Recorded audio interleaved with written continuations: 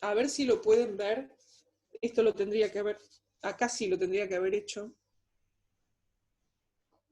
¿Pueden ver ese gráfico? Que es como una vuelta, como un ganchito. Sí, se ve. ¿Se Sí. ve? Bien. Fíjense que comienza aquí, perdón, aquí. Así va, perdón, al revés, así. Claro que yo acá lo tengo al revés. Comienza aquí, con un triangulito, que se llama delta, porque es la letra griega en realidad, delta. Y fíjense que no va de izquierda a derecha, sino de derecha a izquierda. Va al revés la onda, ¿sí? Empieza aquí la Constitución, a esto le llamamos, dije delta, es un sujeto mítico porque todavía no está constituido el sujeto mítico de la necesidad, que empieza su camino, ¿sí?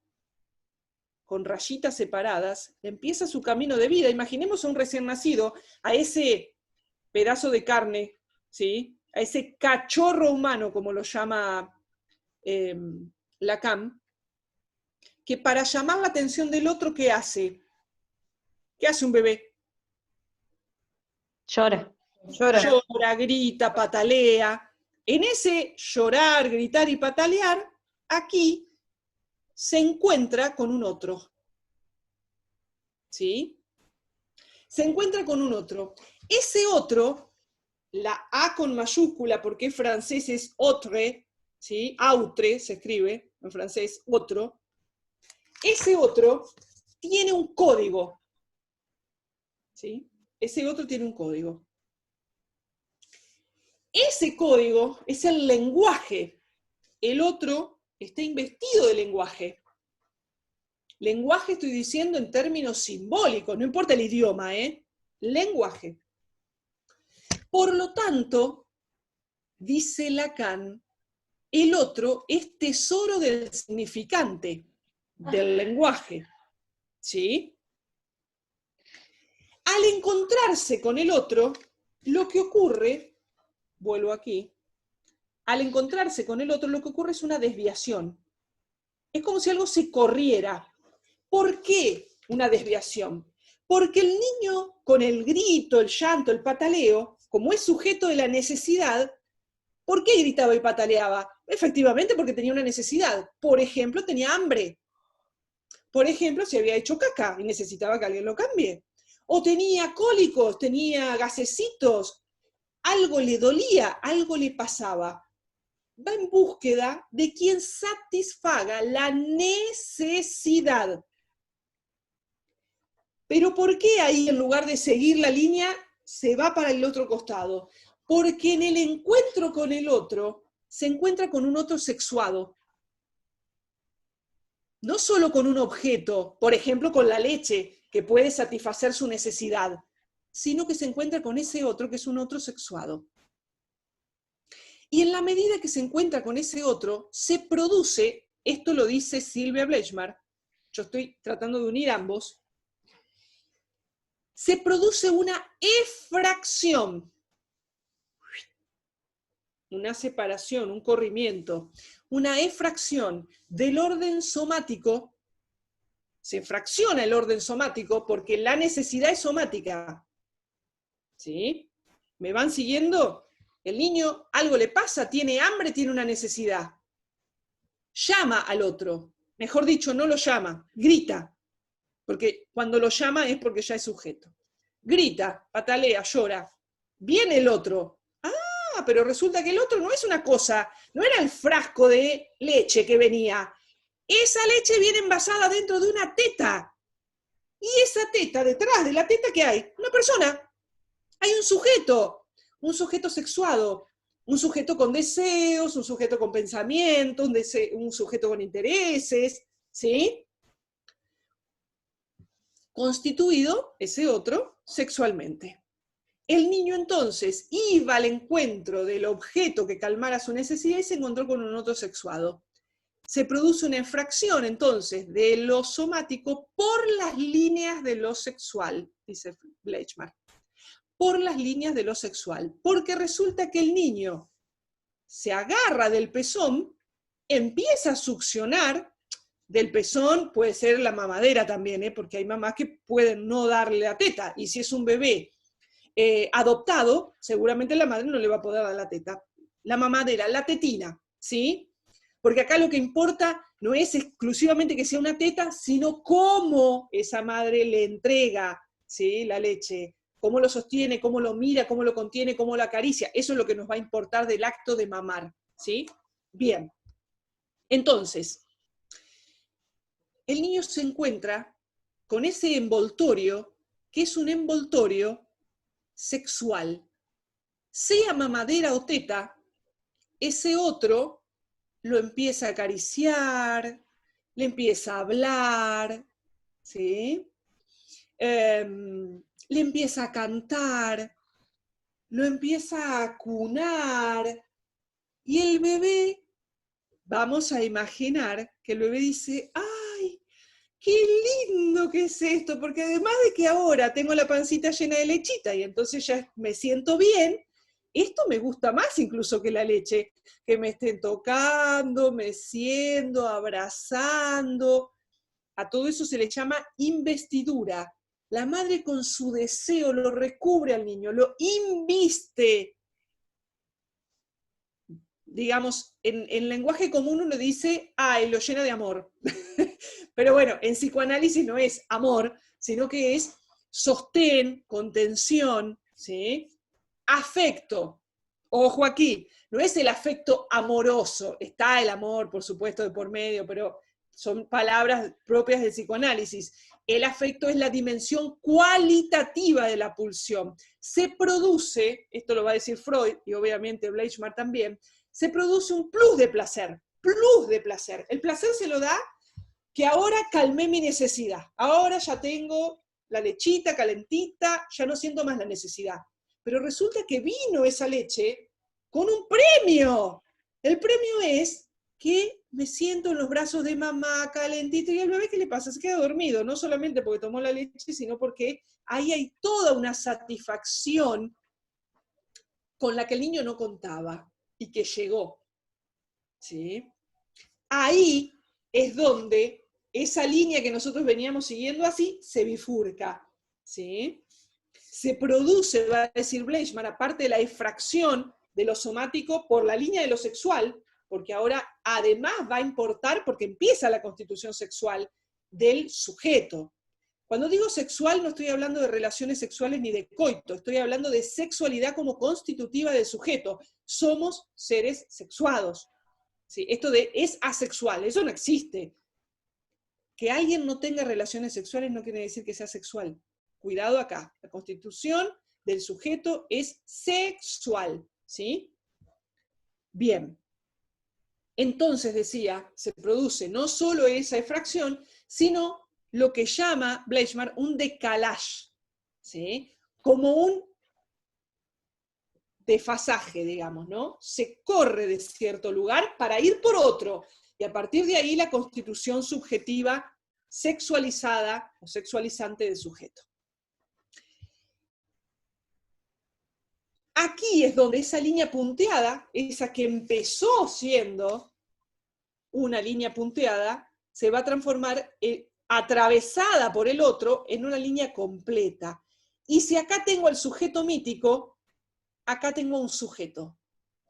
Sujeto constituido a través de la intervención de un otro que tiene lenguaje, un otro que tiene un psiquismo clivado, separado, con una represión, ¿sí? Y que llega a la vida de este sujeto mítico para subjetivarlo, para sujetarlo, para sexualizarlo, para convertirlo, si lo hace adecuadamente, por supuesto. Por eso les decía que el psiquismo tiene que estar clivado, porque estaremos hablando de que hay una neurosis ahí, ¿no? Por lo tanto, lo está transformando en un sujeto normal. Si fuera una persona con psicosis, probablemente al hijo lo psicotice. Hay que ver si hay otras personas, ¿no?, para poder hacer algo con ese otro sujeto. Entonces el niño pasa del grito inicial al llamado, porque va a empezar también el orden simbólico a establecerse en este sujeto. ¿Sí? Este es un gráfico al que Lacan le llama la célula elemental, porque es el grafo, digamos, el grafo 1, que es el grafo de constitución justamente del sujeto. A nosotros nos sirve para pensar este proceso de constitución subjetiva de la mano de Sylvia Bleichmann. ¿Qué va a decir Bleichmann? Que en el recién nacido van a darse, producto de ese otro, una serie de inscripciones. Primeras inscripciones, le llama ella. Esas primeras inscripciones van a ser los llamados significantes enigmáticos, que ustedes los deben haber leído aquí en el texto.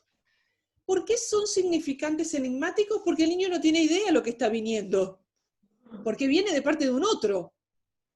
¿Sí? Son mensajes descualificados. El niño todavía no los puede cualificar, no los puede ordenar, no puede construir una historia. ¿Sí? Estos mensajes descualificados van a quedar en algún lugar del incipiente psiquismo sin tener todavía lugar donde anclarse. Quedan, lo digo así lisa y llanamente, boyando. Para que se entienda, quedan ahí dando vueltas. Pero, en la medida en que ingresaron esas primeras inscripciones, porque el otro está invadiendo al sujeto, y de hecho, cuando nacemos, o quienes tengan hijos, lo hacen permanentemente, porque intervienen sobre su hijo, lo agarran, le hablan, lo cambian, lo bañan, le ponen aritos, le ponen esto, el otro, el zapatito, bueno, están interviniendo permanentemente el cuerpo, ¿sí? Y el psiquismo incipiente de ese bebé, de ese niño. ¿Lo hacen para qué? Y para humanizarlo. Porque si uno lo dejaría ahí a un costado, nace, llega, lo deja en una canasta y dice, bueno, nene, críate ahora. Yo ya te parí, haz lo que puedas. El bebé se muere, ¿verdad? Necesitamos que el otro esté permanentemente asistiendo a este bebé. Mirándolo, hablándole, constituyéndolo. En esas primeras inscripciones que vienen dadas por el otro, y de las que el niño todavía nada sabe, van a obligar al niño a un movimiento, y aquí es donde empieza a funcionar, digamos, ese psiquismo incipiente, un movimiento de ligazón psíquica. Porque tengo todo esto, y algo tengo que hacer con esto. Lo tengo que ligar de alguna manera, tengo que construir una historia con esto, porque es mi historia. ¿Sí? Entonces,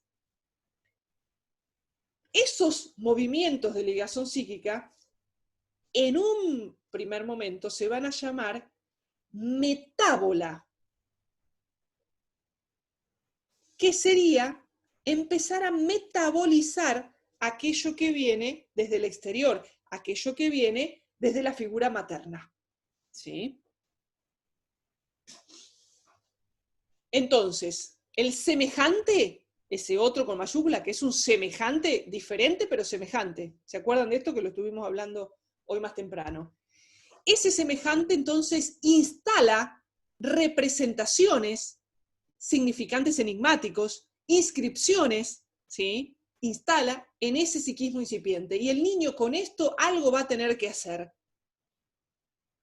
En ese algo va a tener que hacer, bueno, empezar con movimientos psíquicos primarios de ligazón, que en principio se van a llamar metábola.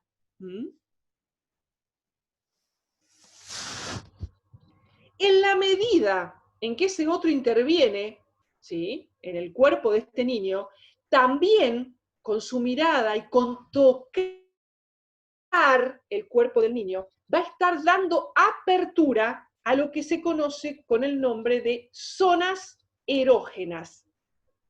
¿Sí? Todo el cuerpo, pero hay ciertos agujeros, porque en general son zonas de apertura, son zonas de comunicación entre el mundo interno y el mundo externo, que son zonas privilegiadas. Una de ellas y la primera, la boca, zona oral. Después nos vamos para atrás y para abajo. Otro orificio, zona anal. Después volvemos hacia adelante, la zona genital, que para el niño, ¿sí?, todavía no van a ser pene y vagina, porque eso se va a constituir recién en la adolescencia, pubertad, adolescencia, van a ser el falo, lo fálico, y lo castrado, porque en la niña tendría, esto ya lo vamos a ver la próxima con Freud, tendría en el clítoris, digamos, como un pene atrofiado, va a decir, y el niño va a creer esto en realidad, ¿no?, cuando es pequeño. Entonces, tendríamos fálico castrado. Por ahora lo dejamos ahí, después lo vamos a ver con Freud, pero acá nos interesa sobre todo en este proceso de subjetivación temprana las funciones que van a cumplir la madre, o la madre, ¿no?, las madres todas.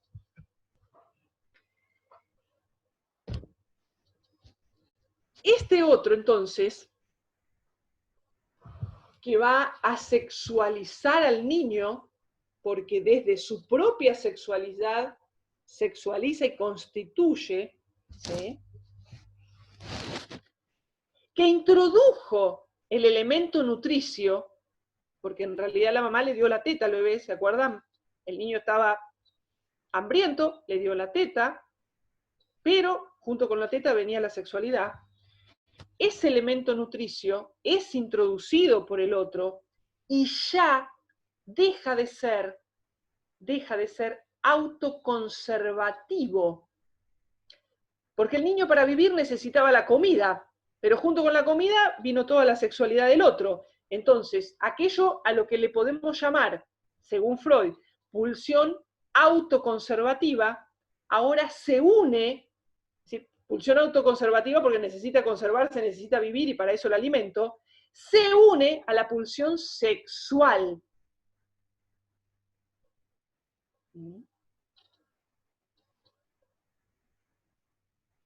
Ese es el plus de placer que les decía hoy. En la vida psíquica, el placer está dado por la satisfacción de las pulsiones, que son las que dominan el universo psíquico. Y entonces aquí voy a ir redondeando y cualquier cosa lo continuamos la clase próxima, ¿sí? Pues si no es muy largo este tema. Aquí podríamos distinguir entonces dos funciones primordiales de la figura materna. Una función sexualizante y una función narcisizante. La función sexualizante tiene que ver con la implantación de la pulsión sexual. Todo lo que estuvimos diciendo recién. Implanta la pulsión sexual. Esos significantes enigmáticos, esas primeras inscripciones de las que el niño, bien, se despide una estudiante, decía, esas significantes enigmáticos, esas primeras inscripciones tienen que ver con la sexualidad del otro que invade al niño, en este mirarlo, tocarlo, besuquearlo, estarle encima, y el nene, el bebé no sabe de qué se trata todo esto. Esa es la sexualidad del otro que lo invade. Entonces la madre, a través de la función sexualizante, implanta la pulsión sexual. Y la función narcisizante, ¿sí?, tiene que ver con que desde su propio preconsciente, porque la función sexualizante viene del inconsciente de la madre tampoco sabe que está haciendo esto. Ahora ustedes se enteran todo lo que estuvieron haciendo con sus hijos, ¿no? Pero si no, no lo sabían. Entonces, digamos desde el lugar teórico, ¿no? Desde el inconsciente, esto no lo saben. Se da cuenta solo uno por la teorización y por el análisis. Desde el lugar del preconsciente, del otro lado, la madre narcisiza. ¿Qué quiere decir esto? con su mirada, con su palabra, unifica al niño. ¿Sí? Lo unifica. El niño cuando nace no se reconoce a sí mismo como completo, como entero, sino que hay una vivencia inicial que es de fragmentación. Es como si viniera desarmado el niño. Y tiene, esa es la constitución psíquica, justamente, empezar a armarlo, a subjetivarlo, a sujetarlo. ¿Mm? Entonces, esta función narcisizante va a tener que ver justamente con eso, con poder unificar al niño, con la palabra, con la mirada, para que empiece a constituirse el yo, que es el que va a tener después la función unificadora. Pero primero lo tiene que hacer la mamá, después lo hace el propio sujeto. ¿Sí? Ahí tenemos entonces las dos funciones maternas. Vuelvo a decir, sexualizante, porque instala la pulsión sexual, y narcisizante, porque unifica, ¿sí? Se identifica y da posibilidad a que se constituya el yo del niño. ¿Mm? Ahora, ante esos mensajes enigmáticos, estos significantes enigmáticos que llegan y que tienen que ver con lo sexual, dijimos, el niño tiene que hacer ciertos movimientos para poder elaborar esto. Primer movimiento que tenía que ver con la metábola, ¿se acuerdan? Ahora, esto que invadió ese incipiente aparato va a necesitar una ayudita, ya que la mamá le dio todo esto, ahora que lo ayude al niño, ¿no? A poder ligar y enlazar todo esto. Esa ayuda que le da la madre se llaman investimientos colaterales. Investimientos colaterales, que lo habrán visto en el texto también. Son vías colaterales de descarga. Esas vías colaterales de descarga, por ejemplo, las encontramos en el chupete. Cuando la madre le da el chupete, ¿sí? Le dice, bueno, no te estoy dando la teta, no te estoy dando otra vez la leche, otra vez más satisfacción, más plus de placer y demás, pero te doy esto que es similar para que te ayude a que encuentres satisfacción, ¿sí? Pero acotada en el chupete. ¿Mm? Entonces al niño le damos un chupete, le damos un osito de peluche, depende de la edad que tenga, el tipo de peluche que va a tener, por supuesto, pero le damos elementos para que el niño descargue la pulsión, parte de la pulsión. Porque el niño fue invadido, recuerden que yo dije, la madre implanta la pulsión sexual, el niño fue invadido por la sexualidad de la madre, por las pulsiones maternas, pero bueno, tenemos que ayudarlo a que haga una descarga, pero no tiene que ser una descarga masiva, tiene que ser una descarga acotada, que tenga un punto límite, y ese límite se lo pone, por ejemplo, el chupete, porque al chupete no le sale leche, ¿se entiende? Hasta aquí, ¿se va entendiendo? Porque ya van a ser las 7, vamos a ir cerrando, y en todo caso lo retomamos la próxima, ¿sí? Hasta aquí, ¿se entiende? Sí. Sí, ¿Sí? profe, re bien. Bien. Si obviamente tienen la lectura del texto ahora, si vuelven al texto se van a dar cuenta que ya hay cuestiones que las van a entender mejor. Es muy complicado el texto porque son palabras que no... Sí. Uno no usa. Se entendió más acá cuando lo explicaste que en el texto. ¿Cómo? Que se entiende más cuando lo explicás que cuando lo leemos en el texto. Se hace más llevadero. Totalmente. Por eso yo les di para que lo lean, después la clase, y ahora vuelvan a leerlo, que van a ver que lo van a leer de otra manera. Hay palabras que por supuesto son propias del lenguaje psicoanalítico, ¿sí? Pero aquí, ustedes en la lectura traten de ir haciendo el caminito que yo voy haciendo, yendo a esto que es lo más importante. Lo que nos interesa aquí es este camino de la subjetivación, que no se da por arte de magia, se da porque tiene que haber un otro, y ese otro tiene que intervenir en el niño, y ese otro tiene que poner palabra, y ese otro tiene una cierta sexualidad y una cierta constitución que van a hacer a la constitución del otro. Esto quiero que quede claro, que nos constituimos porque hay un otro que nos constituye. Si no estuviera este otro, y ahí podemos nombrar el caso de los niños ferales, ¿sí? De los niños fieras, no tenemos sujeto. Los niños que han sido criados por lobos, perros, que los hay en la vida real, los hubo en la vida real, pero después tenemos aquellos mitos como el de Tarzán, Rómulo y Remo, ¿sí? Pero hemos tenido otros como Amala y Kamala, el niño de Aveirón y demás, que son reales, donde no podemos decir, más allá que haya una forma de niño, una fisonomía de niño, ahí no hay un niño. ¿Por qué? Porque no hay un sujeto. Porque nadie los subjetivó, porque esos niños los dejaron abandonados en el bosque, ¿sí?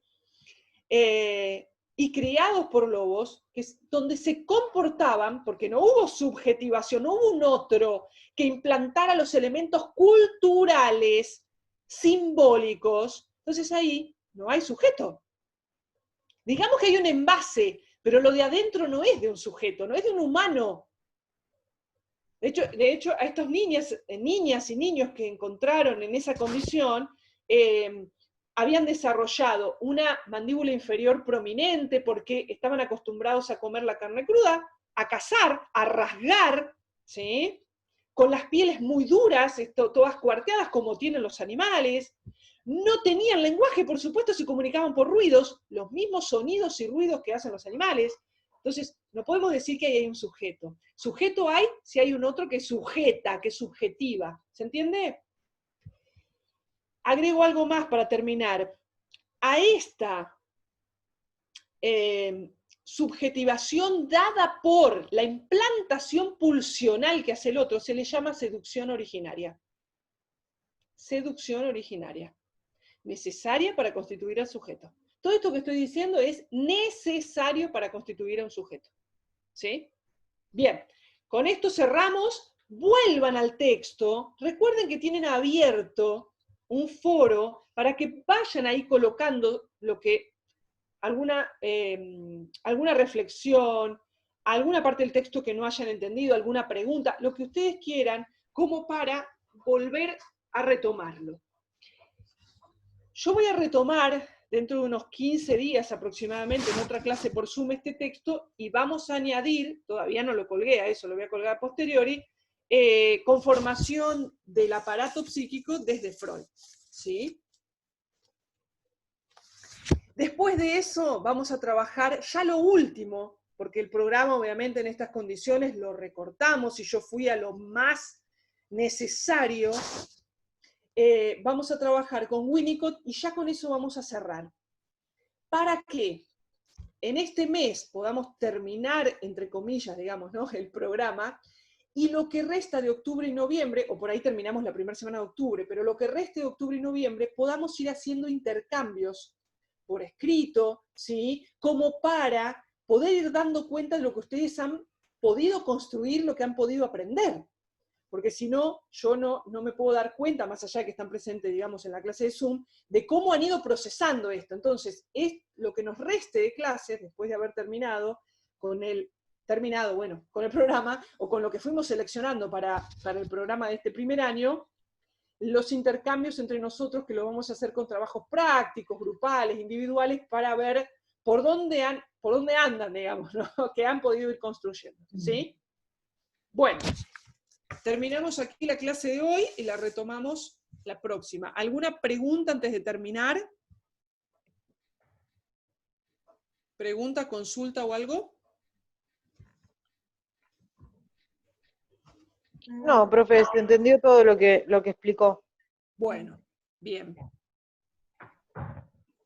Bueno. ¿Listo? Entonces, Bien. nos estamos viendo. Lo hice, chicas, grabé en 3 videos porque no me daba el espacio de la computadora, se me colgaba, se me iba, así que van a ver que en la plataforma de YouTube subo los 3 videos. Dale, genial. Buenísimo. Bueno, ¿Listo? nos vemos. Nos vemos, chicas. Clase en el aula. Chao. A todos, Adiós. Chau, chau, Ana, chau, Fu. Chao, Chau, chicas. Nos vemos mañana. Y perdón.